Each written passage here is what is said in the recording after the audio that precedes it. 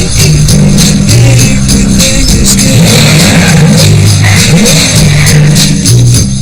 Mini, supreme symbol of British style, design and ingenuity. In 2012, more than 300,000 was sold around the world.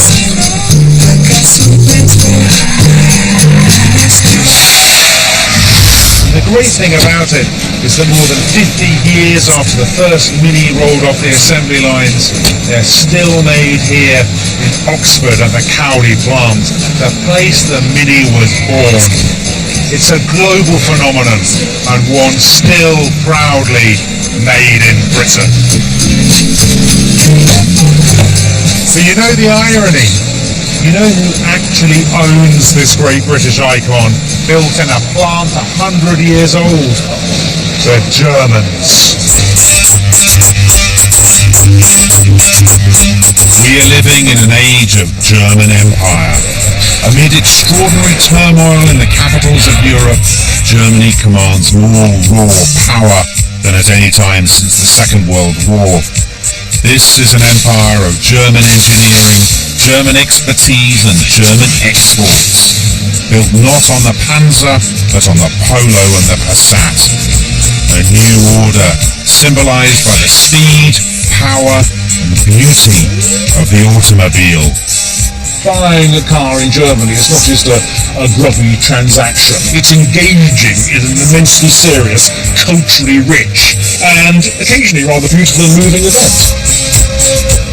This isn't just a story about cars, it's about economic power and political clout. Because in today's Europe, it's Germany that calls the shots. And as we confront the new challenges of the 21st century, an age of cutthroat competition on a dizzyingly global scale, what can we learn from our failures and their successes? What did we get wrong? What did the Germans get so right?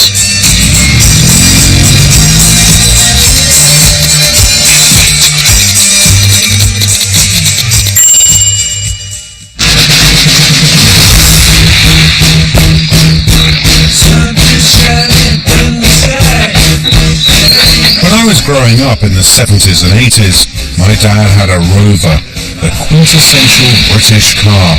So did his father.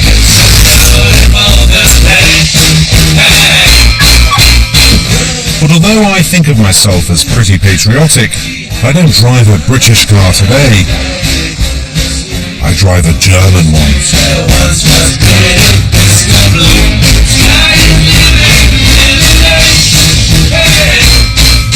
And I'm not alone. A few months ago, a poll asked people what brand of car they'd most like to drive. Now, number one was Volkswagen. They're German. Number two was Audi. They're German. And number three was Mercedes. They're German. Are you beginning to spot the trend?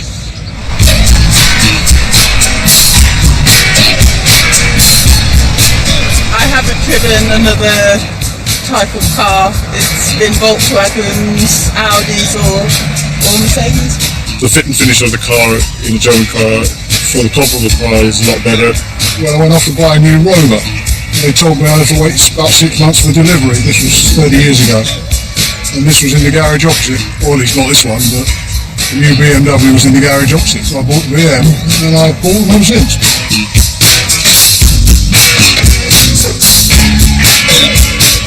Germany exports more cars to Britain than to any other country in the world. So why don't we buy British? Well, how could we? What is a British car? Bentley, for instance, is owned by the Germans. Rolls-Royce, German. Jaguar, Indian. Land Rover, Indian. MG Rover belongs to the Chinese. And even James Bond's favourite car, the Aston Martin, is owned by the Kuwaitis and Italians. Only a handful of tiny specialist car makers remain. Does this matter though? Isn't a car just a means of getting from A to B? In many ways, motor car has usurped the role of the work of art in our modern age. in that it represents collective yearnings, it represents, desire, it represents an idea of progress, of faith in technology, and there's no one who's got that more correct and more powerful, made it more articulate than the German motor industry.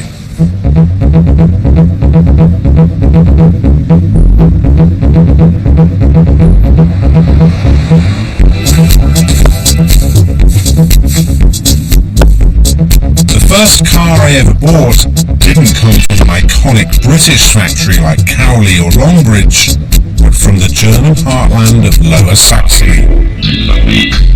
Welcome to Wolfsburg, the home of Volkswagen, a factory the size of Gibraltar.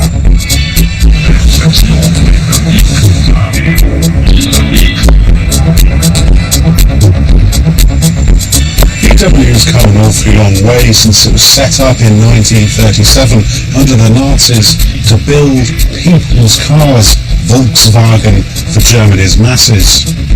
Here in Wolfsburg, they've even set up this Autostadt, a theme park dedicated to the car, visited by more than 2 million people every year. It's a temple not just to the automobile, but to the technological glamour of German modernity and to the success of Germany's economic model. With its gleaming futuristic towers, this car city is German capitalism incarnate. As VW's steely commander-in-chief puts it, they want to leave their stamp on every country on earth. We have a clear strategy called Strategy 2018. In the year 2018 we want to become the world's number one. The number one in volume with more than 10 million cars, the number one in customer satisfaction, the number one in employee satisfaction, even the number one in making money. Under the generalship of Herr Winterkorn, VW inching ever closer to their goal. Last year they made a record profit, a cool £9.7 billion. But the irony is that just as the Mini has now become a German story, so Volkswagen's post-war success began as a British story. And its hero was the most unlikely person imaginable. His name was Ivan Hurst, and he was a major in the Royal Electrical and Mechanical Engineers. And in August 1945, a few weeks after the fall of the Third Reich, Major Hurst arrived here in Wolfsburg with orders to secure this factory on behalf of the victorious Allies.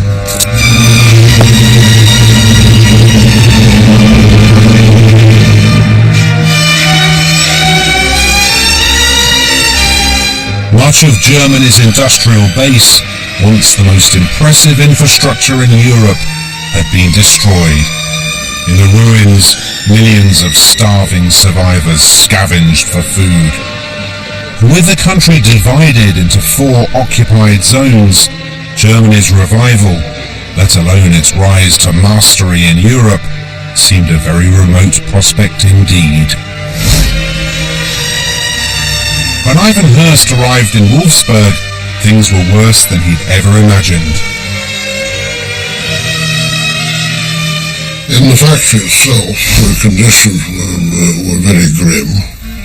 In the press shop, for instance, the roof was off, and we had to sling tarpaulins over each press on wooden poles to keep the snow off. And yet it was at this moment, at Germany's lowest ebb, that Ivan Hurst laid the foundations for the triumph of the German automobile. Many of Hurst's superiors thought there was no point saving the factory. "You think you're opening a car plant here," said the British car magnate Sir William Rootes, "and you're a bloody fool." But Ivan Hurst could see the potential here, and he thought that the Germans should be given a chance to reshape their future as a prosperous, peaceful nation.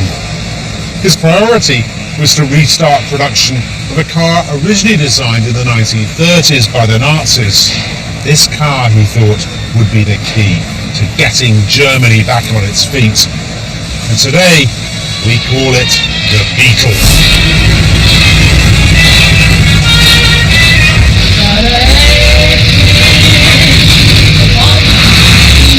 There was nothing very radical or exciting about the little Beetle. It was round and it was cute. But by March 1946, the factory at the limits of its capacity was producing 1,000 Beetles a month for the occupying forces and for Germany's public services. VW were on the road to recovery.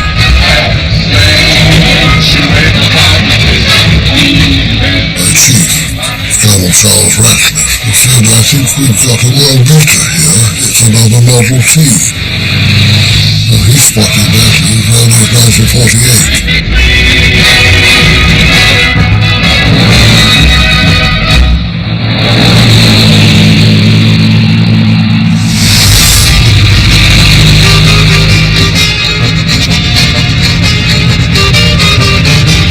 And yet the early Beetles were far from perfect.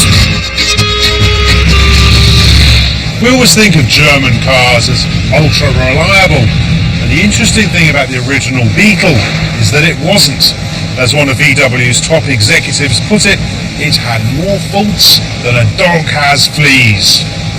But they fixed it, and they went on fixing it. And it was that obsessive attention to detail, that determination to put the customer first, that lifted Germany's car makers well ahead of their British rivals.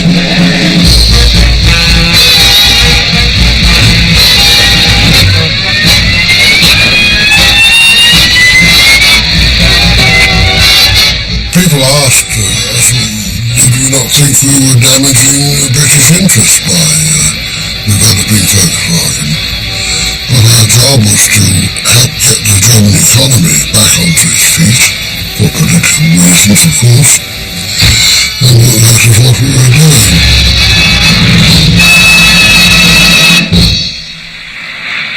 By the time Hearst left VW, the company already had global ambitions, and its first conquest would be, of all places, America. Have you ever wondered how the man who drives a snowplow drives to the snowplow? This one drives a Volkswagen. So you can stop wondering.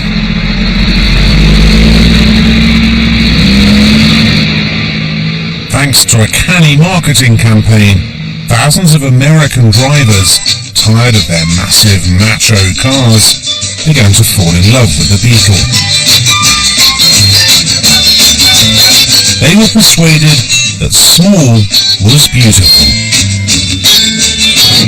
And by 1968, when this cheeky film, The Love Bug, hit the screens, the Americans had taken the Beetle to their hearts.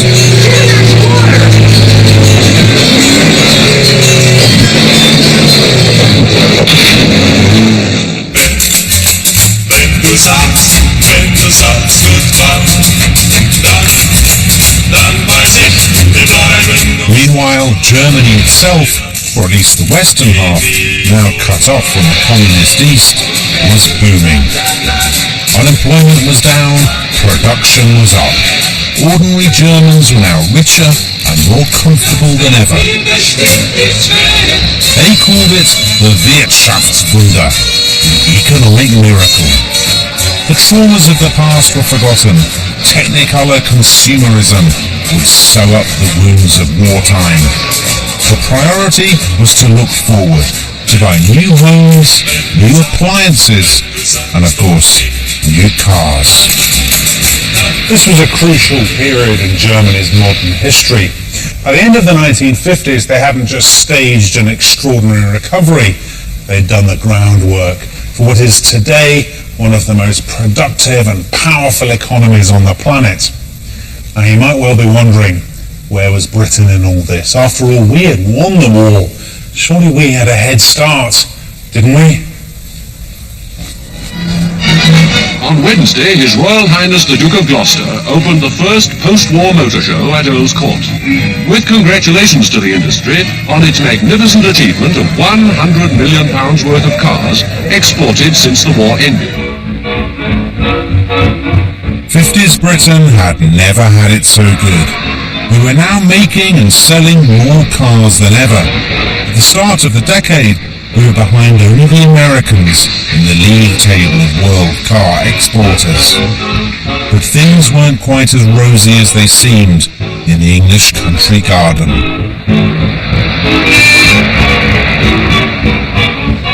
We always think of the 1970s as the decade when things started to go wrong for British industry, but I don't think that's right.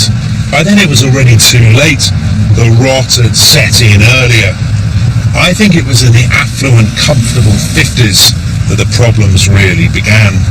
We were, I think, a bit too affluent and comfortable, a bit too complacent, utterly oblivious to the rise of our competitors. Yes, a wee Scots lassie. Yes, it's Molly Weir. So you're a Morris Minor fan too, Molly?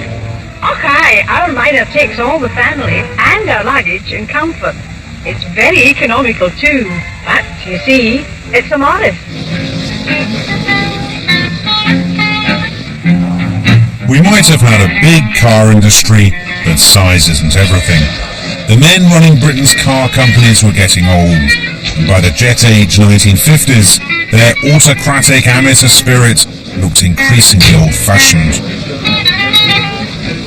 The English idea of gentlemanly behaviour involves a certain amount of self-deprecation, a certain bit of casualness. We sort of distrust seriousness and professionalism in some ways, but not in our motor cars. And the Germans, were able to provide us with magnificent tokens of, professionalism and seriousness, which our native manufacturers could not. They also worked rather better.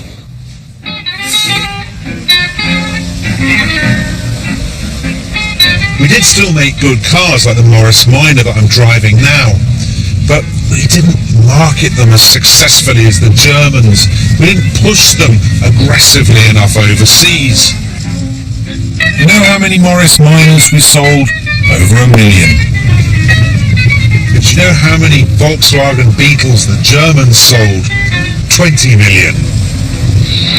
The real problem was that we were blind to the expanding market right on our doorstep, Europe. More than 2/3 of our car exports still went to the British Commonwealth.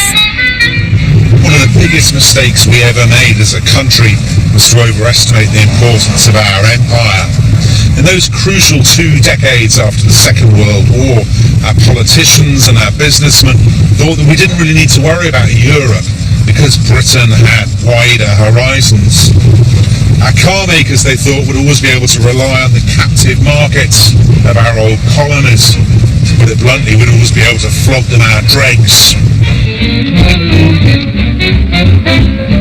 The Standard Vanguard was designed for export. Its naval name was meant to recall the great days of Britain's empire. There was only one problem: the suspension. When the Vanguard's proud new owners took it out for a spin, the car began to fall apart.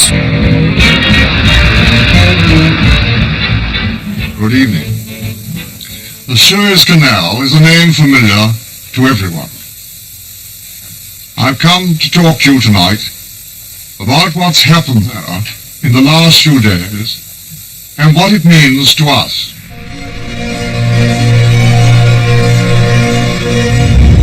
Britain's empire too was on the brink of collapse. In 1956, Britain made a desperate bid to recapture the Suez Canal, the vital artery for Middle Eastern oil. But when the operation backfired, petrol prices went through the roof. Sound the trumpets! Beat the drums! Wave the flags! British flags! For the fabulous twins, the Austin 7 and the Morris Mini Minor.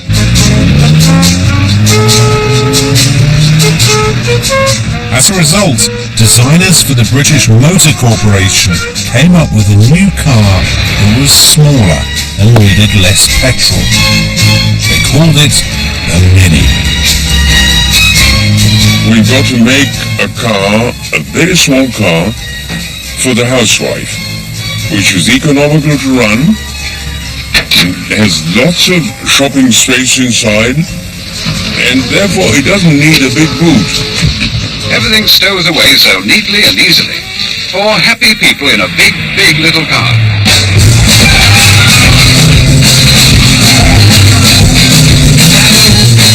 The Mini is probably the most celebrated car in British history. But while the Beetle was the cornerstone of Germany's 21st century empire, the Mini was a result of Britain's imperial decline. The Mini had been designed for ordinary working-class families. But by the late 60s, it was being driven by models, actors and pop singers. Even its marketing was less Coronation Street, more Carnaby Street. The Mini! Cheap on petrol! British made! Small on the outside, big on the inside! Don't just wave the flag, ride it!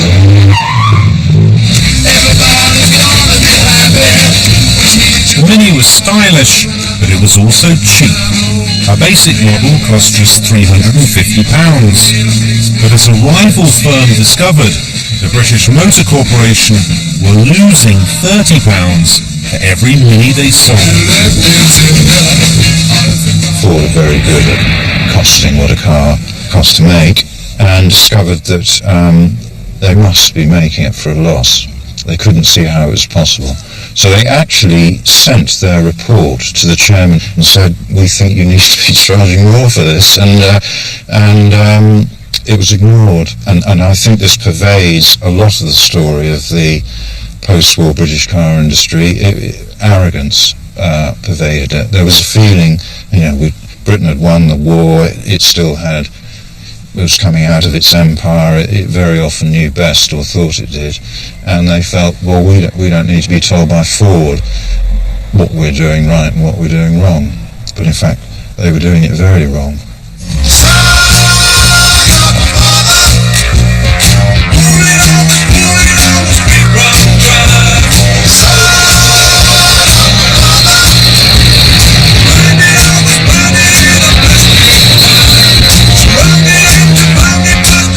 Far from being a symbol of 60s cool, the Mini was really a symbol of something rotten at the heart of the 60s economy, a brilliantly designed metaphor for a managerial industry crippled by complacent leadership, dreadful salesmanship, and a fatal culture of self-satisfaction.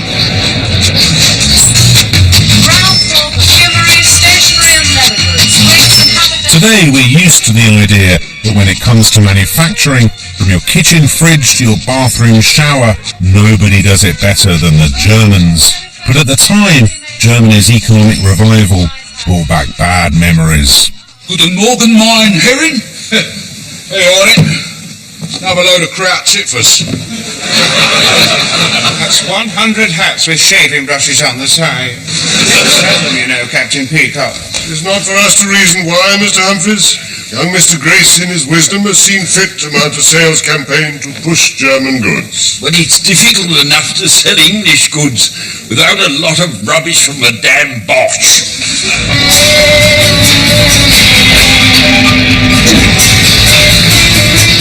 But the battle for drivers' hearts and minds was about to move on to the home front. And as the Germans prepared to launch their invasion of Britain, they had a new weapon up their sleeve, the Volkswagen Golf.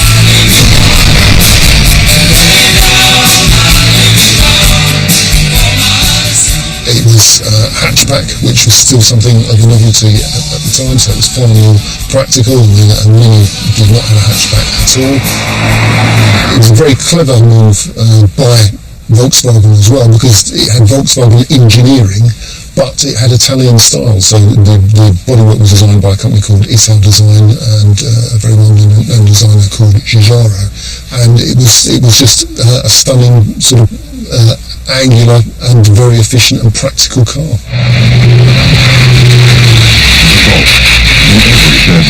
One of the best.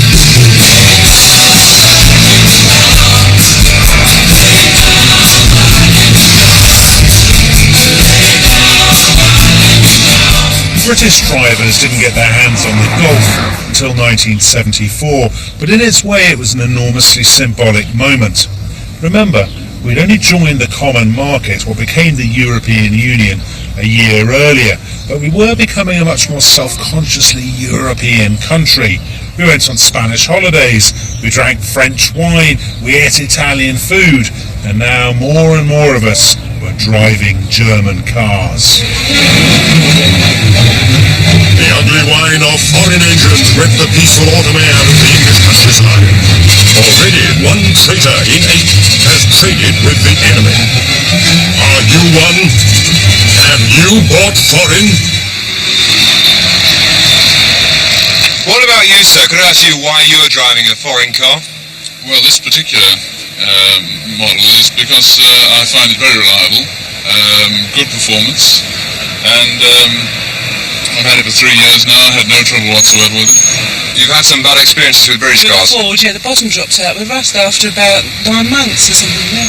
Have you tried British cars? Yes, I had a Jag before that, and Fords before that, and it was the usual trip down to the garage every fortnight.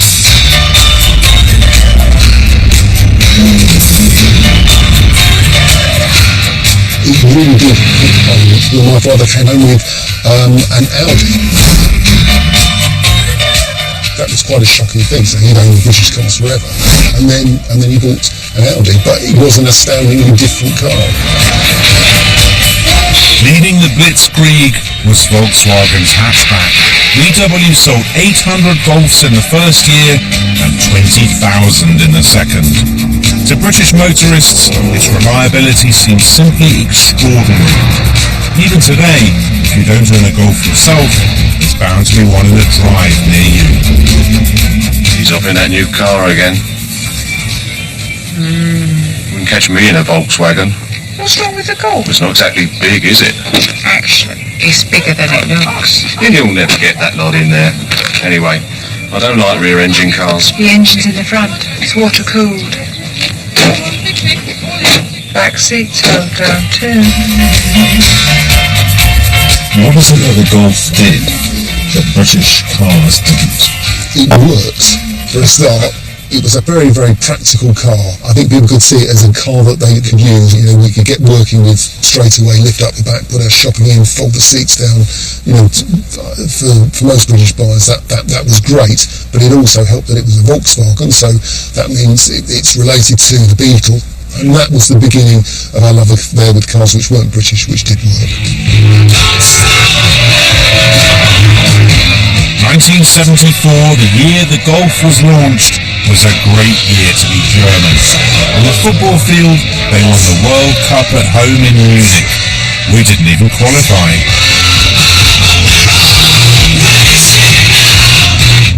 And while Slade's lurid costumes were getting rather old hat, the German synth-pop band Kraftwerk were reaching for the future with their breakthrough album, Autobahn.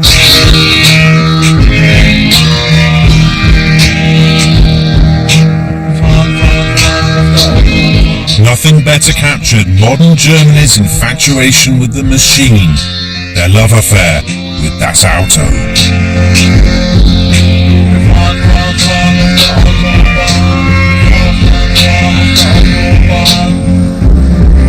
Britain's motorway system was only 16 years old, but the Autobahns, mostly free from speed limits, dated back to the 30s. Here was the supreme symbol of Germany's commitment to power, speed, and modernity itself.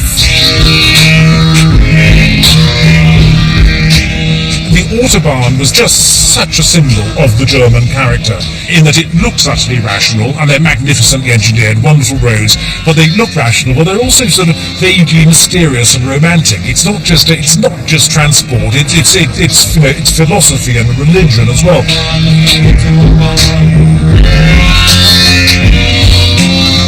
For many people in Britain, especially those who remembered the war, the Germans' newfound success was deeply disturbing. You know how my dad feels about the Germans. Won't even accept a lift in our Audrey's Volkswagen. So what was the secret of the Germans' success? How did they do it? It wasn't just about the design and the branding. There was something deeper, something that goes to the very heart of the story, about why British manufacturing declined, whereas our German competitors went from strength to strength and are still going strong today.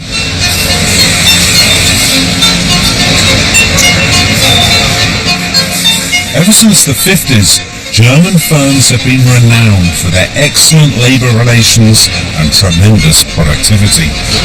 And even today, they make extraordinary allowances for their workers, as the top union negotiator, Stefan Wolf, explains very quickly. Das Thema ist ganz einfach, wir müssen unsere Mitarbeiterinnen und Mitarbeiter schützen und deswegen haben wir mit dem Unternehmen eine Vereinbarung getroffen. We have come to a clear agreement with the company that employees can switch off their smartphones after working hours, so they can enjoy their spare time. This initially was a contentious issue between the company and the work councils, but we managed to push our opinion through, as the company profits from employees who are able to relax and recover after work. Dann nach der Arbeit sich erholen können und den anderen Tag wieder neu arbeiten können. So if you work for Volkswagen, you clock off, and after 6:15, there's no danger of getting a call, an email, or even a text from the office until just before your shift the next day. Somehow, I can't imagine many British businesses agreeing to that one. In all major German companies, the workers' representative is provided with a staff car and an executive office. And despite the management trappings of his office, he's very much a union man. German law has long required that every firm has its own works council, and that instead of fighting the management, they work together in a spirit of mutual trust. They even hold board meetings with VW's management, discussing the future of the company. Again, hard to imagine many British firms signing up to that.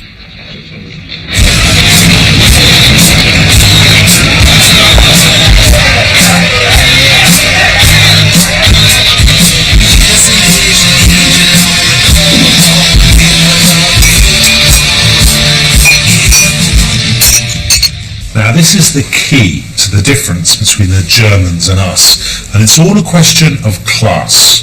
Post-war Britain was a society drenched in class consciousness, all the way from the factory floor to the wood-panelled boardroom, and the men who led our car unions saw themselves as class warriors, standing up to the bosses on behalf of the workers. Their German counterparts were very different. They saw themselves as partners, working with the management and responsible not just to their members, but to the national good. We want deeds, not words, you see, otherwise we're coming out. I will not yield to threats by a politically motivated scum. I don't think my members would appreciate that nomenclature. Well, that's what they are, isn't it? Nazi scum, ripped under the handbags. I'll flush them out. Right, we're all coming out then. You're all set. Right, you bastard.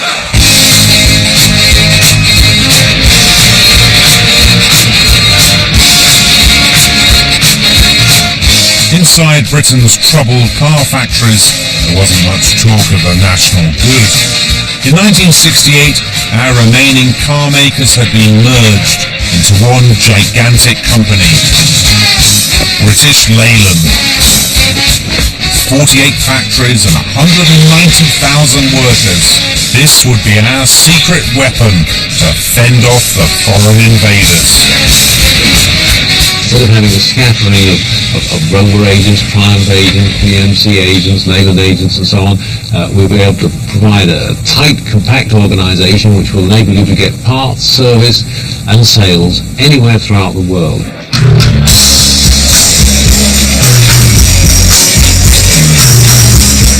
Right from the start, BL ran into trouble. Almost every week saw more strikes, led by a new generation of union militants. The reason for the decision for action is enforced by the membership. All those in favour, We'd have preferred not to have gone on strike. We had no alternative. In the Midlands, the motor industry is, of course, the big employer. But recently, well, it's been going through a pretty bleak time. Last month, for the first time ever, foreign car makers grabbed half the British market. Of course, there were strikes in German car plants too, but you could count them on the fingers of one hand and still hitch a lift home in a new Golf. It's easy to blame Leyland's woes on a handful of union extremists. But Britain's car workers didn't just want more money, they often wanted more professional respect. The problem that we've had in the country for so many years is that being an engineer or being a mechanic is not a respected profession. It's seen as, someone who bashes a hammer against a piece of metal. It's not credited with any skill at all, and not regarded. Whereas in other countries, and Germany in particular, you'll find that all professors and doctors are now so highly qualified.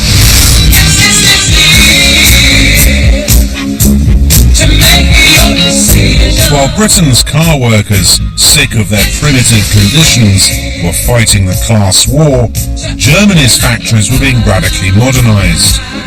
David Buckle worked on the steel press line in the Cowley plant in the mid-70s.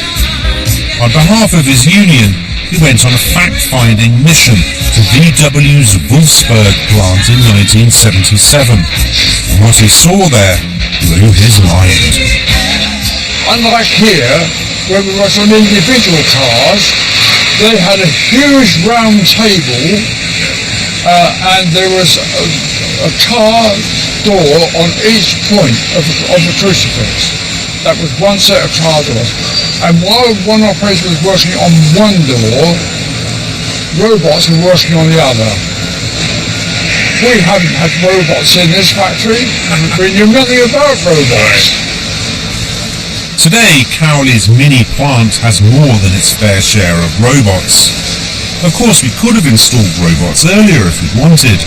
The tragedy, though, was that British Leyland shrank from radical modernisation, not least because they knew that the unions would never stand for it. Meanwhile, the Germans were racing ahead. Mercedes, for example, were already working on cruise control, airbags, and anti-lock braking. You could even buy a bulletproof Mercedes 600. British Leyland's cars weren't even rust-proof. This was our answer, the Austin Allegro. Unfortunately, the ads were the best thing about them. Allegro has the room for By now, British Leyland had become the embodiment of what the Germans were calling the British disease.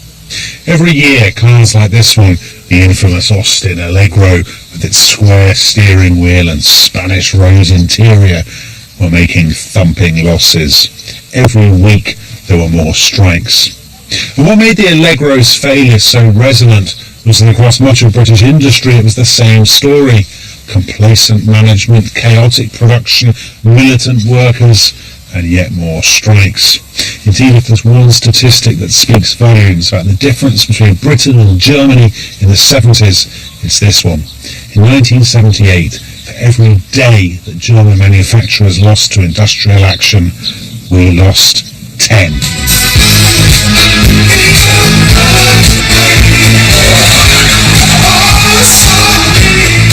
lack the commitment, we lack the discipline, and we lack the interest in being industrially competitive. My honest feeling is it's not in the English soul to mass-produce motor cars, and whereas the mass-produced motor car is, I think, the most complete expression of the German psyche. And while cars like the Mercedes 600 were testament to Germany's new ambitions, British cars were notorious for slow delivery and shoddy workmanship. Who can forget this wedge-shaped beauty, the Austin Princess? That wedge shape that it has was very much in vogue in the 70s. It was the car to have. God, you're beautiful. Oh, what finish! What style! What undermined it was, I think there was a strike almost straight away, and then there were a couple of significant quality issues that came about because it hadn't been sufficiently well engineered. And one was, it sounds rather dramatic, and in a way it was, the rear suspension would collapse. New car, George? Certainly is. Much room inside? Mustn't grumble. You know, average. Goes well, does it? Well, average. What do you get? When British Leyland launched the Princess in 1975, the slogan ran, "Not the car for Mr. Average." That was a shame, because the key to the Golf's appeal was that Mr. Average rather liked it. Princess, not the car for Mr. Average.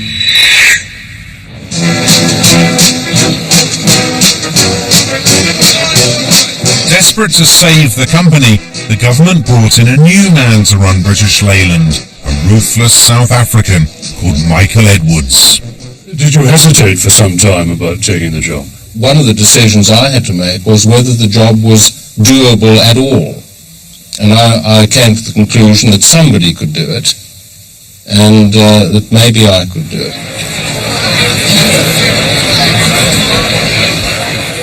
So could Michael Edwards really turn British Leyland around?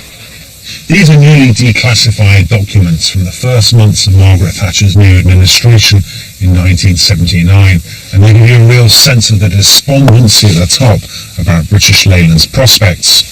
Now, BL was asking for an extra $130 million from the taxpayer in 1980-81 just to keep blowing.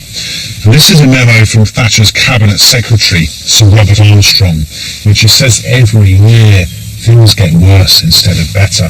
Their productivity, he said, is atrocious. Their market share has slumped from 33% in 1974 to just 16% in the last 2 months. It begins to look as if the illness is terminal. Now, if you think that's bad, this one is from her Chief Policy Advisor, Sir John Hoskins, and he says British Leyland's prospects are nearly zero, but they have to give British Leyland money, he says, because the public demands support for Edwards. It's an intriguing sign of the sheer importance of the car industry in the public mind in the 1980s that even Margaret Thatcher, the arch privatiser, shrank from cutting it or from closing it down, because the car industry was seen as an indication of our national virility, and if the car industry went, we'd be impotent on the industrial stage.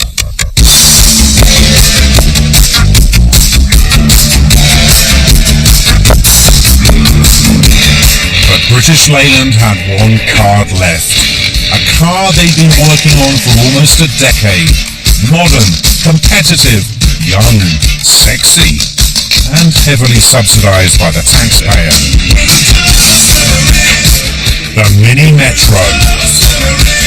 Launched in 1980, a British car to beat the world.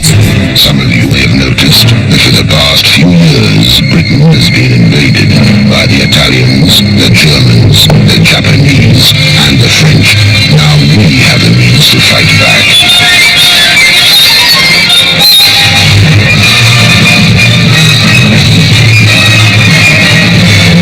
Austin Metro, a British car to beat the world.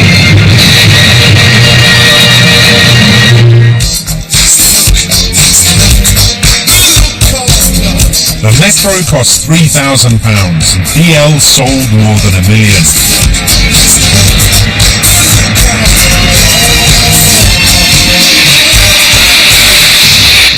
It became almost fashionable.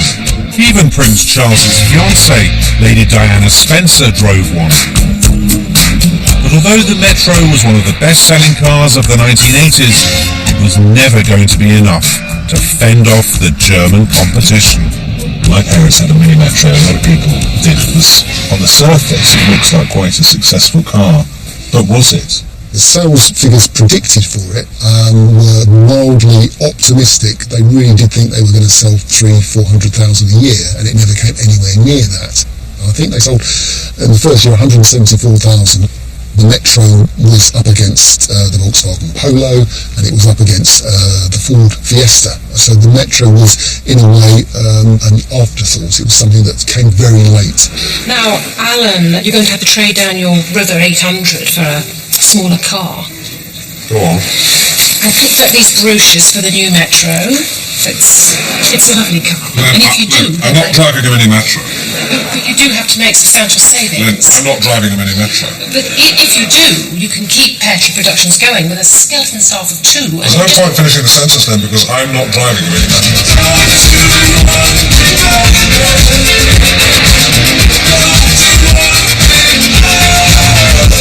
The truth is that the Mini Metro never really stood a chance. British Leyland had fallen into the trap of fighting the last war, not the current one. Their adverts hark back to the past when they should have been looking forward.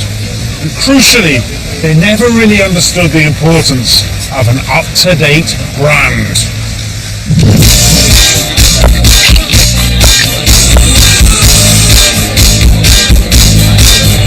It was in the 1980s that we really began to define ourselves by what we bought and what we drove. This was the decade of Levi's, the Walkman, Nike, and Armani. The decade when ad men sold us designer sunglasses and a motor to match. Germany, one car maker more than any other, realised that for people making money in the 1980s, and there were lots of them, the priority was to look good. And to look good, you needed the right badge on your motor. Now, you wanted your car to have sex appeal, but you also wanted it to be reliable. It is, after all, quite hard to look good while you're standing by the side of the road waiting for the German equivalent of the AA.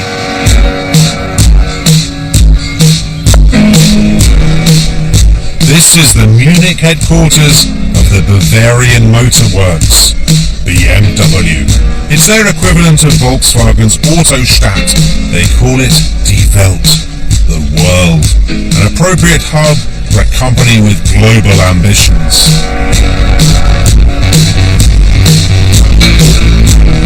This is where young Bavarian families come to worship at the altar of the automobile. And that's the point. This is where BMW suck you in. This is where they get you. A gigantic tribute to the allure of the brand. Well, all the German manufacturers, they've built these cathedrals, these temples to themselves. And it's somewhere between a department store and a museum, and as they say, a cathedral. You go there, you can go there to visit and to desire, or you can go there to purchase. I mean, it's again more emphasis on seriousness. I mean, buying a car in Germany is not just a grubby transaction which involves transferring money from one account to another. It's engaging in an immensely serious, culturally rich, and occasionally rather beautiful and moving event.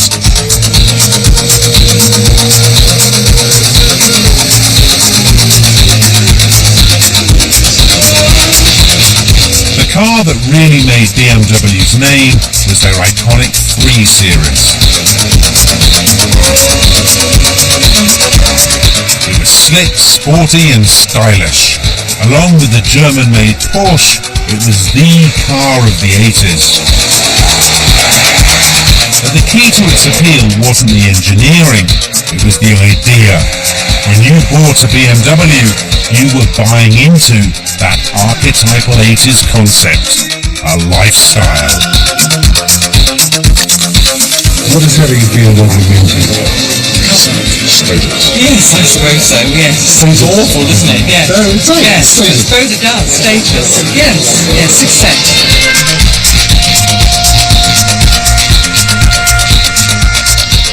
One of BMW's thrusting young salesmen put it this way: the BMW, he said, was not just a capitalist's car, it was an entrepreneur's one, a risk-taking, ambitious individual's way of saying they were doing rather well. A Saab, he said, was a socialist dentist's car.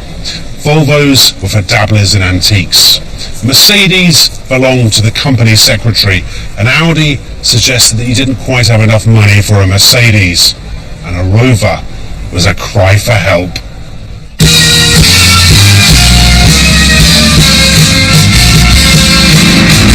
In Margaret Thatcher's Britain, the BMW badge became a status symbol, as one young salesman discovered.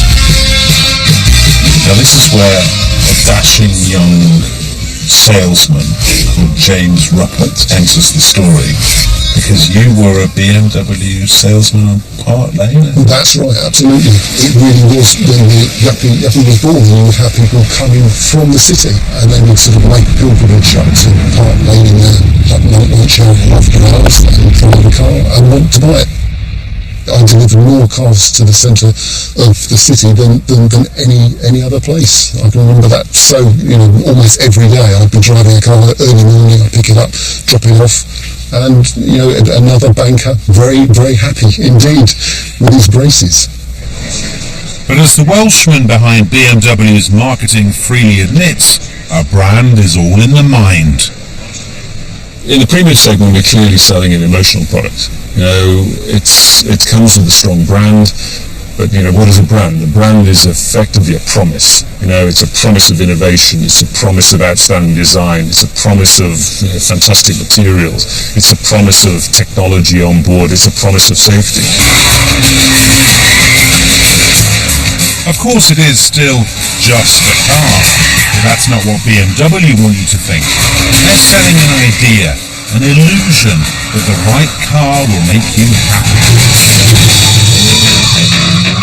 But there is genuinely good engineering beneath the hype, and behind the wheel of a BMW, even grumpy old men can get carried away. Honestly, I haven't driven anything this sort of perfect since the original Golf GTI, in fact. The real story of the 1980s wasn't just the triumph of individual German car brands, it was the rebranding of Germany itself. Thanks largely to the success of its cars, the land of sausages, sauerkraut and lederhosen was now becoming distinctly cool. And even the German language, so often dismissed as guttural and ugly, was now a potent weapon. Every year, the Schmidts, the Mullers and the Reinhardts drive to their holiday villas. The Schmidts' car is slow and rather noisy. The Vorsprung durch Technik campaign is one of the cleverest advertising campaigns ever. The Mullers drive a big, thirsty car. It's allowed us to mock the Germans. The Germans always try to be first on the beach, and the Germans always, they're domineering, bossy people. The Reinhardts drive an Audi 100. At the same time, they quietly acknowledged that Germany was also a source of excellence. And the moral of the story is, if you want to get on the beach before the Germans, you better buy an Audi 100. Vorsprung durch Technik, as they say in Germany.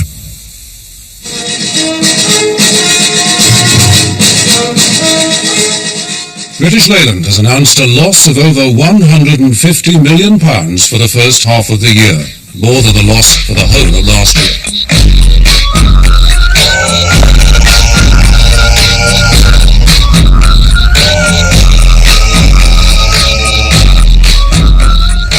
By now, British Leyland were dead.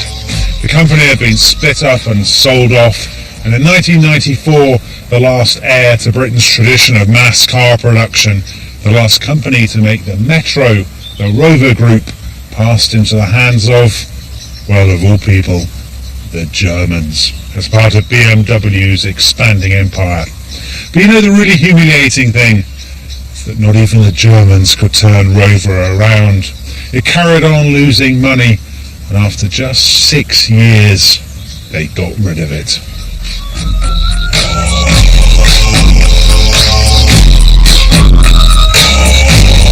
Of course, the fact that BMW had bought Rover at all was enormously revealing. But by the 1990s, our factories were becoming offshore outposts of Germany's automotive empire.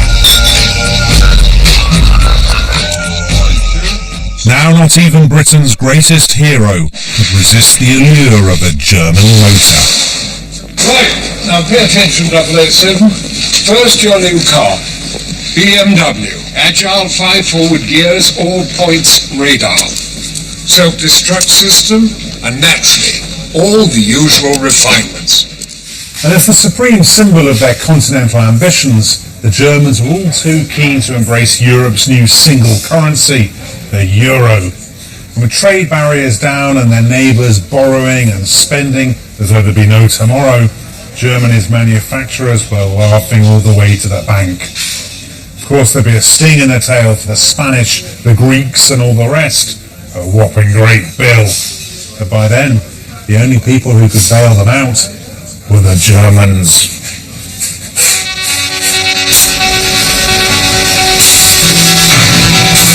The euro's been good for the Germans. They've never sold so many Audis to Athens, so many Mercedes to Madrid. But as their ads suggest, Germany's car makers now have genuinely global ambitions.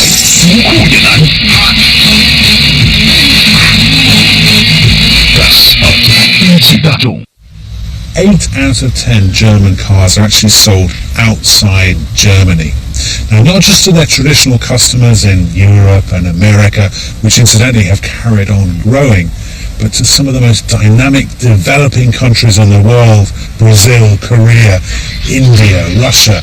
Last year, they sold 500,000 cars just in China. Now, here's the interesting thing. What are some of the most prestigious brands? They're British brands. Take BMW.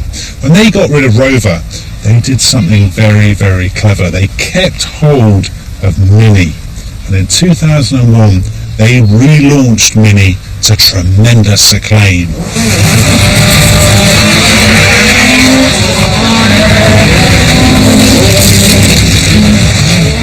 We took on Mini, which in essence was a small car, a great character, was over 40 years old and had a history in effectively the growing up of many, many people, and not just in the UK, all around the world. But more importantly, we turned it into a brand. And now there are 7 members of a family, but very, very clearly under the brand of Mini.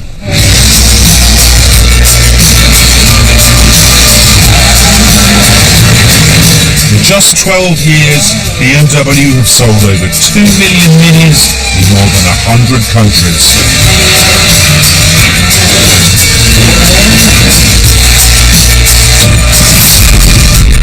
But the Germans didn't stop with Mini. BMW owned Rolls-Royce too. Even Bentley, perhaps the most prestigious of all British brands, answers to Volkswagen's steely commander-in-chief. Bentley is a schönes Beispiel. Bentley is a good example of how it's still possible in your country to make beautiful cars and sell them for a profit.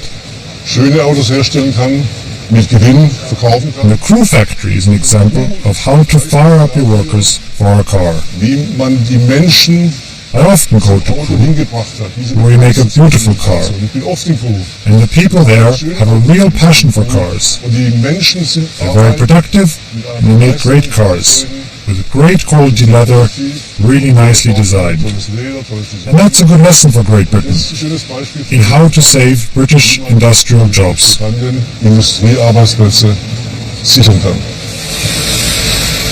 You could hardly want a more dispiriting symbol of how things have changed than a German chief executive patting Britain's car workers on the head.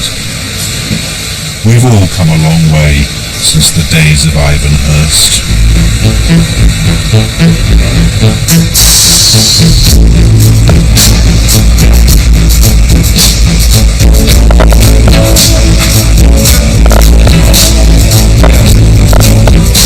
What Crewe and Cowley and the other surviving British car plants prove is that there was never anything inherently wrong with our workers. We always had the skills. What we didn't have, though, was the right management, the right unions, the right branding, or the right instincts. And in the end, we paid the price.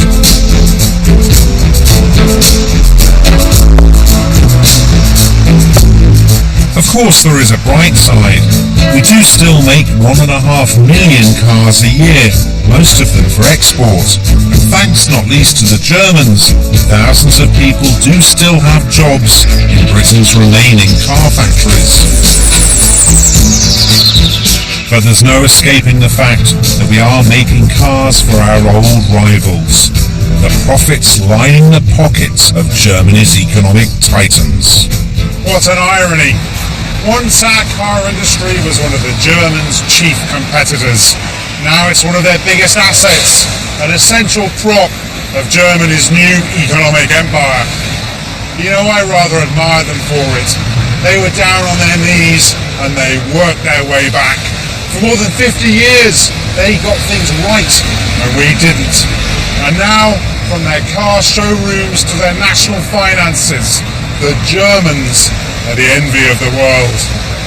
And that is why, like so many of the cars on Britain's roads, Europe's 21st century may well end up being made in Germany. Still, at least one driver's back in a British-made car. We're changing vehicles.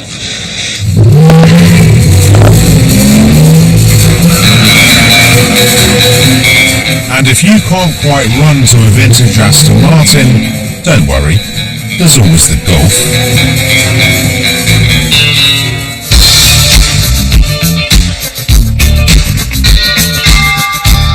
BBC 2's Germany season continues tomorrow night at 9.